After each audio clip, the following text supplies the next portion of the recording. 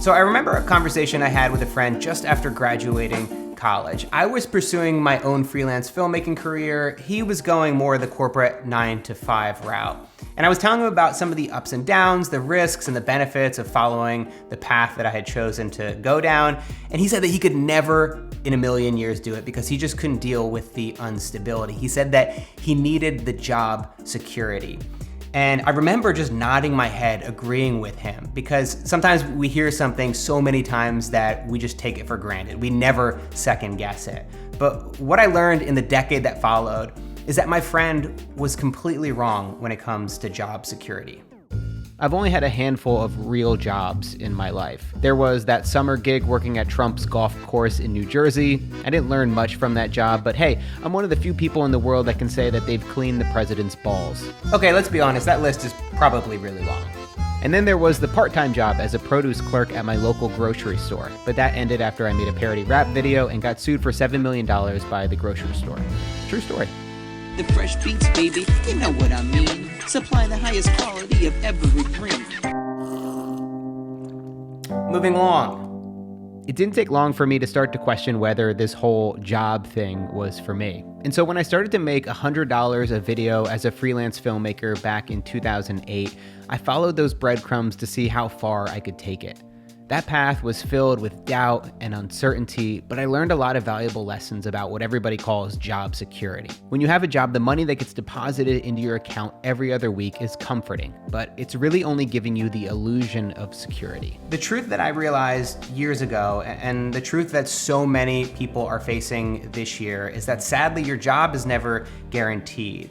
And so if you want to ensure that you have an income, something to cover your basic needs and beyond, you need to do so much more than just land a job. And so in this video, I really want to talk about how to maintain and how to sustain income security. First, you need to become indispensable.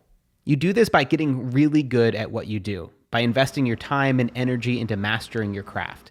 Malcolm Gladwell popularized the 10,000 hour rule. The idea being that if you want to master anything, you need to invest around 10,000 hours into your craft. Every great classical composer, without exception, composes for at least 10 years before they write their masterwork. Mozart, 10. Mozart is composing at 11, but he's composing garbage at 11. I mean, he doesn't produce something great until he's 22 or 23. The exact number is really arbitrary and depends on what you're learning, but the main point being, the best in the world weren't born great. The best artists, writers, and filmmakers all had to devote themselves to their work to get better. One of my favorite YouTubers, Mike Boyd, has dedicated the past few years to learning new skills, and he's quantified the actual time, the exact hours it takes for him to learn new things. Yes! People really resonate with that idea of quantifying something in hours. It's much more tangible and understandable. An 8-hour shift at work, that's something you understand. And when someone says, oh, it took me 8 hours to learn to do this, it seems like you can do it. If someone says it took me 6 weeks to learn to do this, even though the actual time was only 6 hours or 8 hours, that seems much more insurmountable. And he's learned a lot about learning. A couple of the things that I found really useful were scheduling and practice time for whatever you're doing in a way that doesn't really interrupt or disrupt your routine. So if you can reduce the barrier to practice as much as possible, then it just makes learning that much easier. Another tip to get better, he explains, is isolating issues. If you just look at it in a more pragmatic way and do things bit by bit, you can identify problems in your technique. Say with muscle-ups. I identified that the issue really was not a strength issue, it was much more of the actual technique of getting my arms over the bar.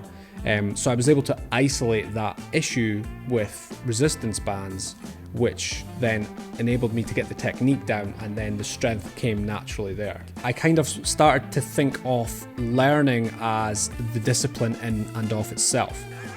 Mike's experiments show you just how quickly you can pick up new things if you dedicate yourself to the process consistently. Of course, becoming a master at something, creating skills that are so valuable you become indispensable to your boss or client, is the next level. But that just takes repeated practice, working your way up to around 10,000 hours. In my experience as a freelancer, I realized that I had to continue to deliver project after project. If I screwed up, if I missed a deadline, if I didn't complete it on time, then I would never see that client again, likely. There was very little room for screwing up and making mistakes, and so I had to learn very quickly. When I did deliver, then I saw those clients come back over and over again. I was able to increase my income. I was able to develop my skills even more. And so that process, that quick feedback loop helped to push me forward. This was the first step that really helped me gain true income security. The second is just as practical and has to do with money and creating financial freedom.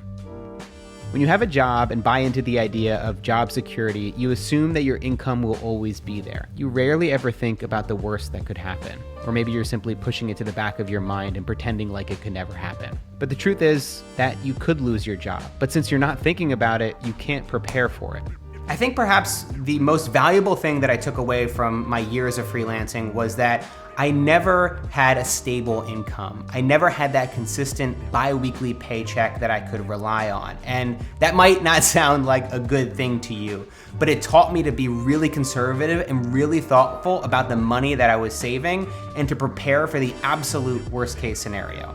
As a freelancer, I never had the illusion that I had a secure income. I would have busy months and slow months. Some months I made $1,000, and other months I made $10,000. And so I learned that if I wanted to weather these storms, I need to learn how to control my finances and my spending. I didn't realize it at the time, but since I was entering into this market that was completely unstable, trying to build my own business, trying to find new clients, and desperately struggling in the beginning, my entire career path was defined by this idea that I might not be able to have enough money to pay rent this month. And so that forced me to be extra conservative, extra responsible when I finally did get those projects.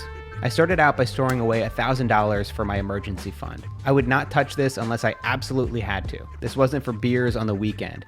It was for the broken down car or the potential medical bill.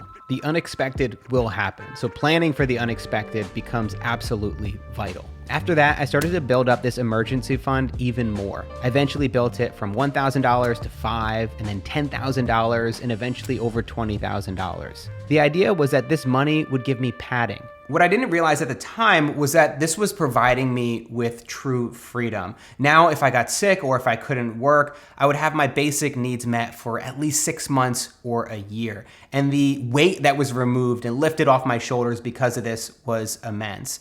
It also allowed me to pursue the things that I really cared about. When I had that sense of security that padding provided me, I was able to say no to projects and clients that I didn't care about, that didn't have the budget, and focus my energy and time on things that really excited the hell out of me. And I cannot tell you how much that has changed my life. Planning for the worst and having the discipline to save over a year's worth of expenses gave me a sense of freedom that I had never experienced up until that point. Regardless of whether you're a freelancer, a business owner, or if you have a career, the principles are still the same. Get really, really good at what you do. Try to improve every single day and invest back into yourself. And then be smart about your finances. Put money away for rainy days and build up as much financial security as you can. So the best advice I could give is really simple. Just start. You'll feel like a total noob and it'll be totally cringy.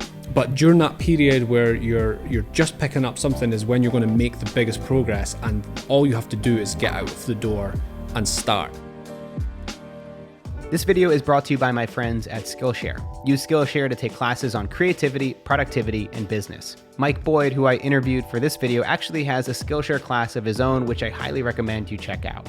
In the class, he teaches you how to learn new things by covering best ways to practice effectively, how to push through the dip, and everything he's discovered about how humans are wired to learn. In this lesson, I'm going to share with you some research that really helped forge my way of thinking, my mindset that I use day in, day out. Because Skillshare is sponsoring this video, you can sign up with the link in the description and get a 2-month free trial. After that, Skillshare is really affordable. An annual subscription is less than $10 a month. I think so often we don't get started because we're scared, we're overwhelmed, there's just so much to take in. But whether you're building a new skill, really developing and honing in on your craft, or if you're saving for a rainy day and building up that emergency fund to provide financial security for your future, you really have to just take the small steps. It doesn't feel like it's going to make a big difference if you take this step today or tomorrow. You might not even see that progress for 8 hours, 100 hours or more. But if you continue to put in those small steps, you'll eventually get where you need to go. And you'll start to see those little wins along the way that keep you going. And so I hope that this video helped you out, especially if right now you're facing hard times, if you don't have a job, or if you're looking for one, or if you've struggled to keep one in the past. I hope that you're able to really put these principles into practice, because I know just how much it has helped me in my own life. Thank you guys so much for watching, and I will see you next time.